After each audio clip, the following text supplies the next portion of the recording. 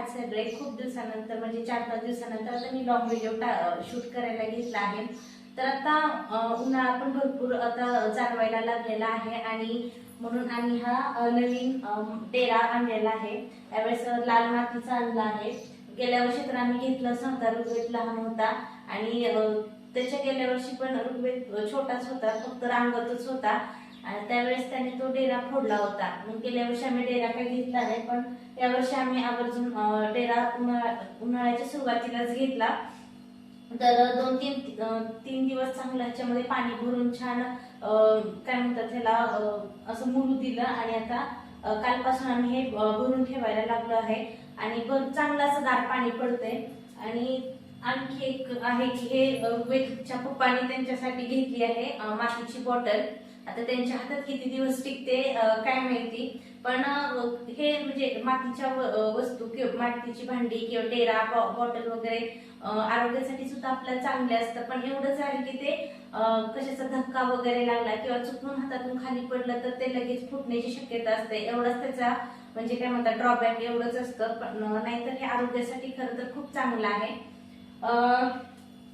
Bottle मध्ये सुद्धा मी 3 दिवस चांगलं पाणी भरून ठेवलं होतं। सुरुवातीला 2 दिवस ना याच्यातून पिवळं असं पाणी निघतं, त्याच्यानंतर स्वच्छ पाणी याच्यातून झिरपायला लागल्यानंतर तुम्ही वापरू शकता। सो ह्याच्यातून पाणी खूप थंड राहते। तर अशा प्रकारे डेरा तर आता ठेवायला मी चालू केला आहे। तर आता ही जी फुलं आहेत ना, खूप दिवसापासून माझी पण इच्छा होती की जे फुलांचं जे निर्माल्य जे देवाला आपण वाहतो, तर झेंडूची वगैरे गुलाबाची, तर याच्यापासून आपण पण घरच्या घरी धूप बनवावं। पण आज मी फुलं पण साठवून ठेवली होती, म्हणजे महाशिवरात्रीच्या वेळेस जे बेलाच्या पानांचा मी अभिषेक वगैरे केला होता, तर ते बेलाची पानं, ती फुलं प्लस शिवजयंतीला जे हार वगैरे शिवाजी महाराजांना घातले होते ते सुद्धा मी जमा करून ठेवलं होतं। आणि त्यानंतर आम्ही देवाला वगैरे गेलो आणि त्यानंतर सुतक वगैरे आमच्या इकडं पडलं होतं, त्याच्यामुळे मी हे करायचं जरा थांबवलं। पण ह्याला व्यवस्थित आता फुलं सुकली आहेत, तर मी उन्हाला वगैरे वाळवली नाहीत, तर घरीच मी अशी सावलीत अशी फुलं छान आता वाळवून घेतली आहे। कोवळ्या उन्हाला 1-2 तास फक्त मी सकाळचे ठेवत होते, तर छान आता फुलं आपली वाळून झालेली आहे। तर याच्यामध्ये झेंडूची फुलं आहेत, त्यानंतर बेलाचे पान आहे, त्यानंतर तुळशीच्या मंजुळा वगैरे देवाला आपण तुळशीची पानं वगैरे वाहतो ती आहेत, प्लस शिंगणापूरला जो पाया पडल्यानंतर जो प्रसाद आणि जो दवना मिळतो तो आहे, तो सुद्धा मी याच्यामध्ये घातला आहे। प्लस शेवंतीची फुलं आहेत, अशा बऱ्याचशा गोष्टी याच्यामध्ये मी घेतलेल्या आहेत। थांब आले। तर आता हे छान सुकलेलं आहे, तर आता आपण धूप बनवूया। मी पहिल्यांदाच बनवते, बघूया आपण कसं बनतंय। जर इथून पुढं ही जर व्यवस्थित छान बनली तर आपण इथून पुढं घरच्या घरीच धूप बनवत जाऊया। तर चला आता मी प्रोसेस स्टार्ट करते।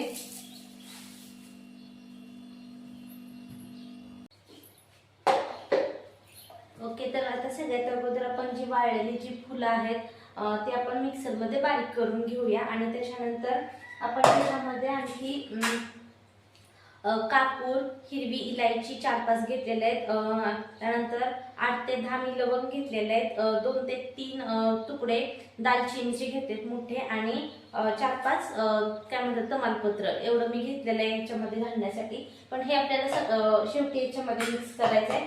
तर सगळ्यात अगोदर आपल्याला फुलं आहेत ती व्यवस्थित बारीक करून आपण घेऊया।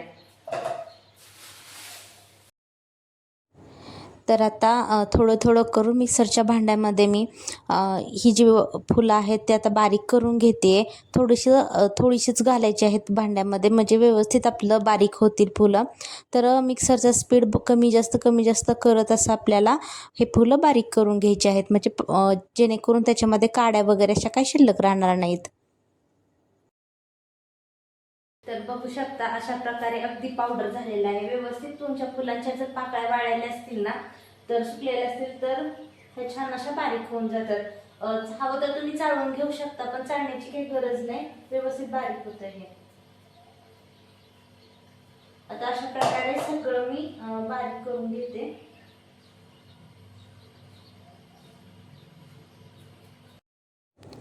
तर आता आपली सुकलेली फुलं तर आता बारीक झाली आहेत आणि आता मी ह्या भांड्यामध्ये जे तमालपत्र आहे, हिरवी इलायची, लवंग, दालचिनी आणि कापूर हे सगळं टाकून मी एकत्र आता बारीक करून घेत आहे आणि ह्याची पावडर आहे ती आपल्या फुलांची जी पावडर बनवली आहे त्याच्यामध्ये मी मिक्स करणार आहे.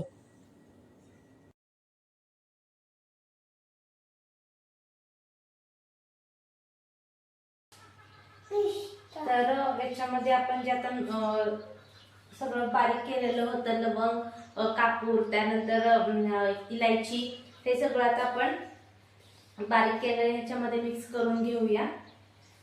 आणि याच्यामध्ये आणखी आपण तूप पण टाकणार आहे, तर तूप पण ह्याच्यामध्ये टाकून घेऊ. तूप घालते. आता आमच्याकडे काय गाईचं वगैरे तूप नाही, जे काही आमच्याकडे रेग्युलर म्हशीचं वगैरे जे तूप असतं घरी बनवतो तेच मी ह्याच्यामध्ये घालते. तूप घातले आणि माझ्याकडं इथं चंदनाचं जे इसेन्शियल ऑइल आहे ते मी आता याच्यामध्ये टाकते. हे ऑप्शनल आहे, माझ्याकडे होतं म्हणून मी एक एक्स्ट्रा सुगंधासाठी मी हे ऍड करते.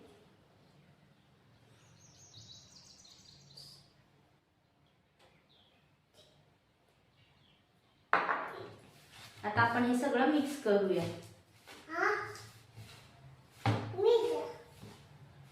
मिक्स करायचं बाळा.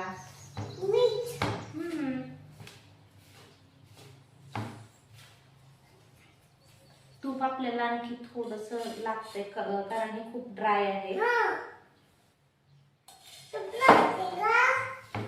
हो.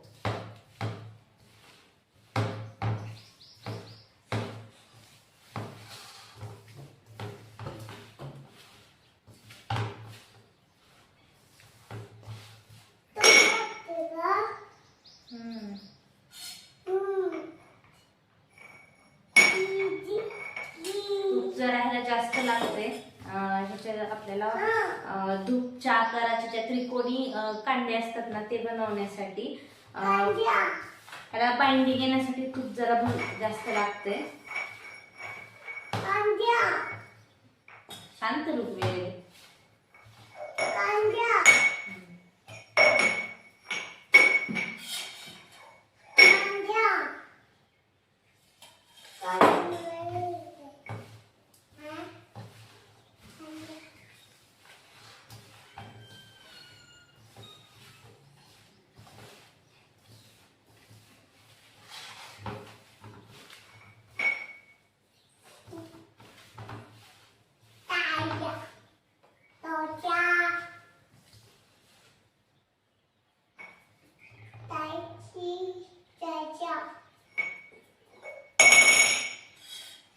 फुटल ऋग्वेद, फुटल ग्लास, तसं नको.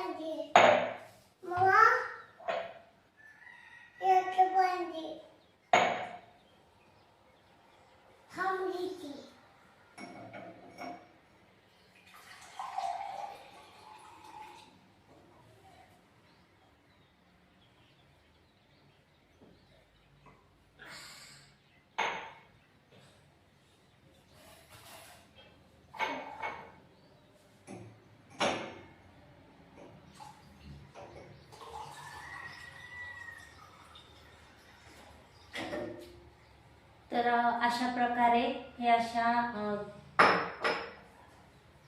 कांड्या मी बनवलेल्या आहेत. दूधच्या आता बनवून घेते, म्हणजे व्यवस्थित आता आपलं बाइंडिंग झालेलं आहे.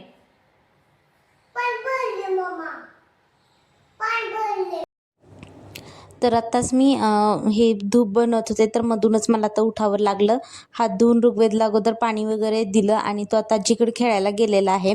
इथं असलं की जे शूट वगैरे करत असताना त्याला आवडतं खरं तर बघायला, पण मधून तो खूप बोलत असतो किंवा भांड्यांचा वगैरे तो आवाज करत असतो. आता तो खाली गेला आहे खेळायला, तोपर्यंत मी पटकन ह्या धूप बनवून घेते.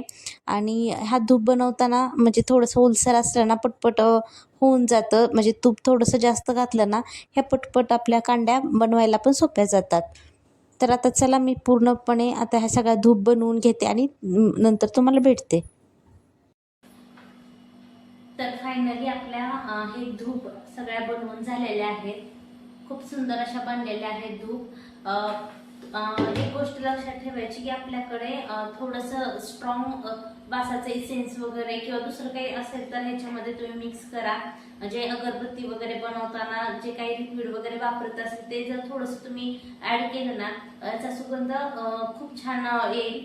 सध्या म्हणजे जसं मी युट्यूबवरती बघितलं होतं तेवढंच मी ह्याच्यामध्ये टाकलं आहे आणि थोडंसं ॲडिशनल माझ्याकडे इसेन्शियल ऑइल होतं तेवढं मी टाकलं आहे. तरी पण ह्याचा वास खरंच खूप सुंदर येतोय. जे होम हवन केल्यानंतर जसा सुगंध येतो ना तसा हा सुगंध येत आहे. आणि भरपूर अशा आपल्या धूप तयार झालेल्या आहेत. तर आता मी ह्याच्यामध्ये लावून बघते. तर हे मी गजानन महाराजांच्या इथं आम्ही शेगावला दर्शनासाठी गेल्यानंतर मग मी हे विकत घेतलं होतं. खूप दिवसापासून इच्छा होती की हे कसं घ्यावं म्हणून, तर तिथं मी घेतलं आहे. तर आता मी लावून बघूया आपण कसं लागते आणि त्याचा धूर वगैरे कसा येतोय ते आपण ट्राय करून बघूया. तरी पण मी एक मगाशी ट्राय करून बघितलंय, व्यवस्थित त्याचा धूर वगैरे होतोय. एक दिवस छान याला आपण सुकू देऊया आणि नंतर तुम्ही वापरायला चालू केलं तरी चालतंय. पण आता आपण एक लावून बघूया कशी दिसते ते. तर आता आपल्या धूप तर सगळ्या बनवून तयार आहेत. आता मी एक रात्र मी अशाच वाऱ्याला मी ह्याला सगळ्या धूप सुकू देणार आहे. तर आता एक धूप मी तुम्हाला लावून दाखवते. तसं बनवताना मी एक धूप लावून बघितली होती. मला तर खरं तर म्हणजे खूप एक्साइटमेंट होती, का तर आपण हातानं ज्या काही गोष्टी बनवतो ना त्याचं कौतुक तर असतंच. मग आपल्याला एक्साइटमेंट पण असते की ती कशी बनली बघायला. तर छान ती लावून बघितली होती आणि त्याचा सुगंधसुद्धा खूप छान असा मंद येत होता. तर याचा सुगंध कसा येतो एक्झॅक्ट जसं आपण होम हवन केल्यानंतर आपल्या घरामध्ये याचा मंद असा सुगंध दरवळतो ना तसा सुगंध याचा येतो. तर आता ही धूप मी लावली आहे. 2-3 सेकंद आपल्याला तसंच थांबायचं आहे. त्यानंतर धूप विझवून ही धूपदाणी बंद करून ठेवायची आहे. तर अशा प्रकारे त्याच्यातून धुरी बघा सुंदर अशी निघत आहे. सुगंधसुद्धा खूप मंद असा येत आहे. घरभर ह्याचा सुगंध आता दरवळत राहणार. तर अशा प्रकारे मी घरच्याच निर्माल्यापासून ही धूप बनवण्याचा प्रयत्न केला आहे. तुम्हालासुद्धा हे व्हिडिओ आवडल्यास नक्की लाईक करा, शेअर करा, सबस्क्राईब करा. भेटू नंतर. बाय.